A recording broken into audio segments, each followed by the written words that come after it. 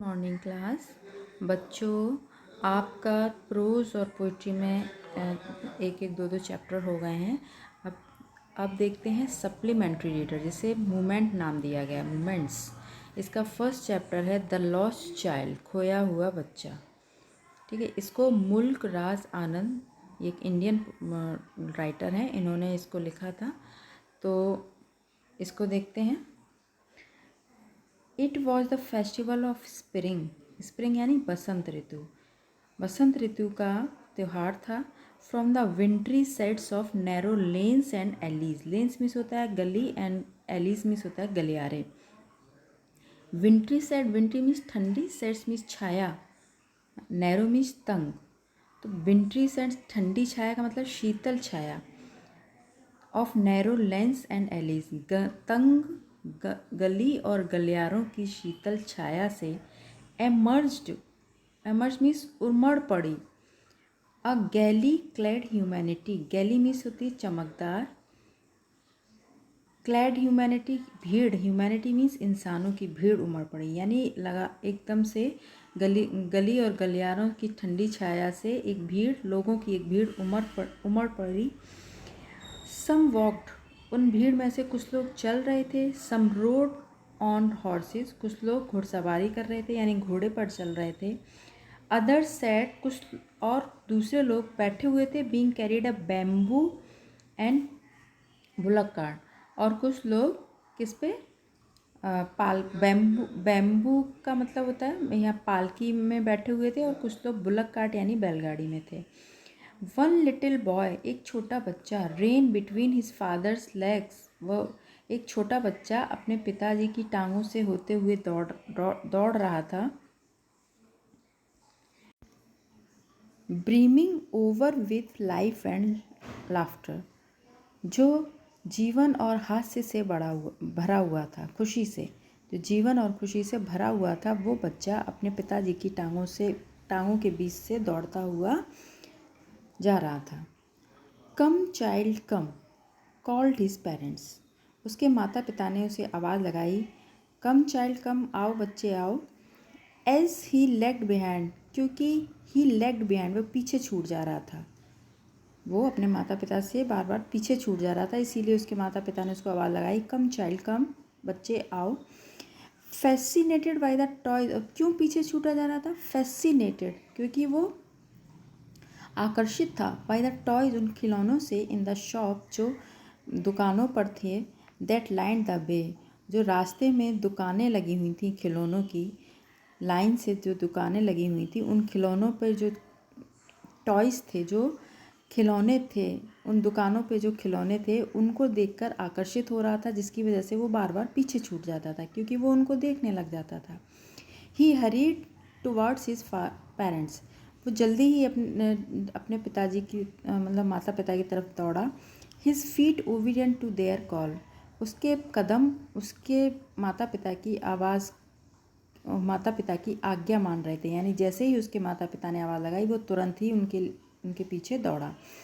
His eyes still lingering, लेकिन अभी भी उसकी आंखें लिंगरिंग, लालायित थीं, ऑन द रिसीडिंग टॉयज, पीछे छूटते हुए खिलौनों को देखने के लिए। यानी वो जो दौड़ रहा था तो दुकानें पीछे छूटती जा रही थी, तो उन दुकानों पर लगे खिलौनों को अब देखकर वो अभी भी लालायित हो रहा था, उसको लालच आ रहा था। As he came to where they had stop to wait for him, जब ही वह उस जगह आया जहाँ उसके माता पिता उसका इंतजार कर रहे थे। He could not suppress the desire of his heart, he could not suppress, suppress means होता है दबाना, वह दबा नहीं, दबाना मीन्स छुपाना है, दबाना। ही कुड नॉट सप्रेस, वह दबा नहीं पाया, छुपा नहीं पाया, the desire of his heart, अपने दिल की इच्छाओं को, अपने हृदय की इच्छाओं को वो छुपा नहीं पाया। इवन दो, जबकि ही वेल न्यू, वह अच्छी तरह जानता था कि the old cold stare of refusal in their eyes, कि अगर वो अपने माता पिता से कुछ भी खरीदने के लिए बोलेगा तो ओल्ड, वही पुरानी, cold stare of refusal means मना करने, उस चीज़ को लेने के लिए मना करने की दृष्टि, मना करना इन देयर आइज, उनकी आँखों में होगा। वो जानता था कि मैं जो कुछ भी मांगूंगा उसके लिए मुझे मनाही मिलेगी, यानी उसके लिए मुझे मना कर दिया जाएगा। आगे देखिए, I want that toy he pleaded. वो बच्चा अपने माता पिता से कहता है, निवेदन करता है, विनती करता है, आई वॉन्ट दैट टॉय, मुझे वो खिलौना चाहिए। His father looked at him red eyed. उसके पिताजी उसको कैसे रेड आइड यानी लाल आंखों से देखते हैं, यानी गुस्से से देखते हैं। इन इस फैमिलियर टायरेंट वे, वही फैमिलियर जो वो जानता था, यानी वो परिचित था इस उनके इस तरीके से, उनके इस क्रूर तरीके से वो परिचित था, वैसे ही उन्होंने देखा। एंड हिज मदर, लेकिन उसकी माँ, melted by the free spirit of the day, दिन की मुक्त आत्मा से वो द्रवित हो गई, उससे पिघल गई। वॉज टेंडर, और वो नम्र थी। And giving him her finger to hold, और उसकी माँ ने उस बच्चे को अपनी उंगली पकड़ने को कहा। एंड सेड, और कहा, लुक चाइल्ड, देखो बच्चे, व्हाट इज़ बिफोर यू, देखो सामने, तुम्हारे सामने देखो क्या है। उसको बहलाने के लिए, बच्चे बहलाने के लिए क्या कहा, देखो सामने देखो, देखो क्या है ये। तो it was a flowering mustard field, pale like melting gold as it swept across miles and miles of the even land. It was a flowering mustard field.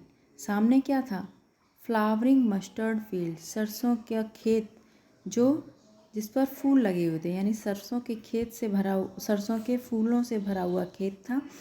Pail like melting gold, जो कैसा पीला दिख रहा था, melting gold, जैसे कि सोने को पिघला दिया गया हो और उस पूरे खेत में फैला दिया गया हो। As it swept across miles and miles of even land, और उस समतल जगह पर कई मीलों तक वो सरसों के फूल दिखाई दे रहे थे। वो सरसों के फूल जो कैसे दिख रहे थे, पिघले हुए सोने के समान दिखाई दे रहे थे।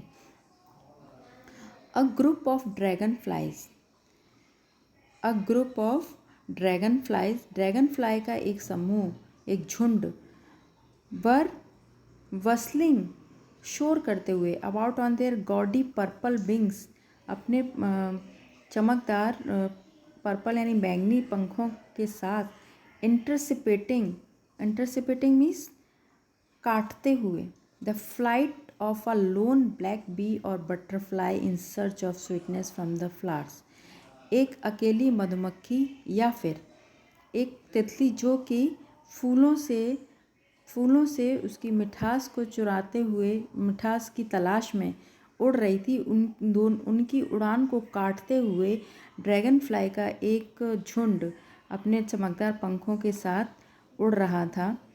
द चाइल्ड फॉलोड देम, उस बच्चे ने उस झुंड का पीछा किया, इन द एयर, हवा में, विद हिज गेज, अपनी नज़रों से, यानी वो उस झुंड को तब तक देखा, till one of them would still till one of them would still its wings and rest, जब तक कि उनमें से एक would still its wings and rest, जब तक कि उनमें से एक अपने पंखों को, एक ने अपने पंखों को आराम नहीं दिया, जब तक कि, यानी वो ड्रैगन फ्लाई रुक नहीं गई। And he would try to catch it, और उसने उसको पकड़ने की कोशिश की, किसने, उस बच्चे ने। And he would try to catch it, और उसने उसे पकड़ने की कोशिश की, but it would go fluttering, लेकिन ये चली गई। फ्लटरिंग मीन्स उड़ते हुए, फ्लपिंग फड़फड़ाते हुए, अप इनटू द एयर, हवा में फड़फड़ाते हुए चली गई। वैन ही हैड ऑलमोस्ट, कब चली गई, when he had almost caught in his hands, लगभग उसने उस ड्रैगन फ्लाई को अपने हाथों में पकड़ ही लिया था, लेकिन वो ड्रैगन फ्लाई अपने पंखों को फड़फड़ाते हुए उड़ गई। देन फिर his mother gave a cautionary call, उसके बाद उसकी माँ ने उसको एक चेतावनी भरी आवाज़ लगाई, come child come on to the path, आओ बच्चे आओ, फुटपाथ पर आ जाओ। फुटपाथ का मतलब होता है, देखिए रोड के इधर उधर, रोड के दोनों तरफ जो कच्चा रास्ता होता है चलने का, उसको हम फुटपाथ बोलते हैं। तो क्या कहा कि रोड से तुम फुटपाथ पर आ जाओ। He ran towards his parents' galley and walked abreast of them for a while. तो ही रेन टुवर्ड्स हिज पेरेंट्स गैली, वह अपने माता पिता की ओर दौड़ा। And walked abreast of them for a while, और कुछ देर तक उनसे सट कर चले। अब्रेस्ट मीन्स उनके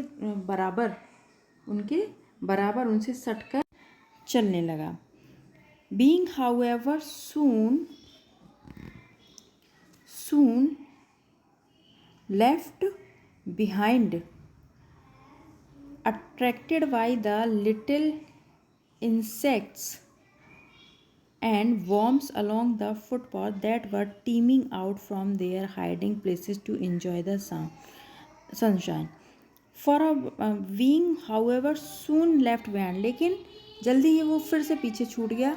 attracted by the little insects and worms, क्यों? क्योंकि वो आकर्षित हो गया किसकी तरफ? लिटिल इंसेक्ट्स एंड वॉर्म्स, छोटे छोटे कीड़े मकोड़ों से, जो अलोंग द फुटपाथ, जो फुटपाथ पर, दैट वॉज टीमिंग आउट, जो झांक रहे थे, फ्रॉम देयर हाइडिंग प्लेस, अपने छुपे हुए जगह से, अपनी जगह से झांक रहे थे, टू एन्जॉय द सनशाइन यानी धूप का आनंद लेने के लिए। जो फुटपाथ पर जो कीड़े मकोड़े अपनी जगह से फुटपाथ पर आ गए थे, उनको देखकर वो बच्चा आकर्षित हो गया, और जिसकी वजह से वो वहाँ रुक गया, उनको देखने लगा, और वो अपने माता पिता से पीछे छूटने लगा। कम चाइल्ड कम, बच्चे आओ। His parents called from the shade of grove, उसके माता पिता ने उसको पेड़ों की झुंड की छाया से एक आवाज़ लगाई, और वो झुंड वेयर, जहाँ पर दे हैड सीटेड, जहाँ वो बैठे हुए थे, on the edge of seated themselves on the edge of a well, एक कुएं के किनारे पर वो बैठे हुए थे। ही रेन टुवर्ड्स देम, वह दौड़ कर उनके पास आया। A shower of young flowers fell upon the child as he entered the grove, जैसे ही वो बच्चा जैसे ही एंटर्ड द ग्रूव, जैसे ही वो झुंड में, पेड़ों के झुंड में वो पहुंचा। अ शावर ऑफ यंग फ्लावर्स यानी फूलों की वर्षा होने लगी। फेल अपॉन द चाइल्ड, उस बच्चे के ऊपर। जैसे ही वो बच्चा उस पेड़ों के झुंड के अंदर गया, तो छोटे छोटे फूलों की वर्षा उसके ऊपर होने लगी।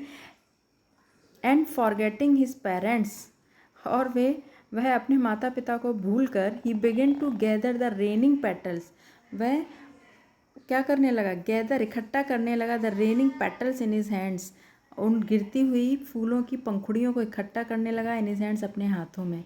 यानी वो फिर अपने माता पिता को भूल गया।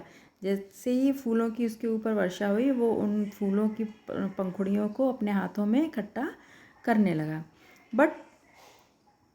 लेकिन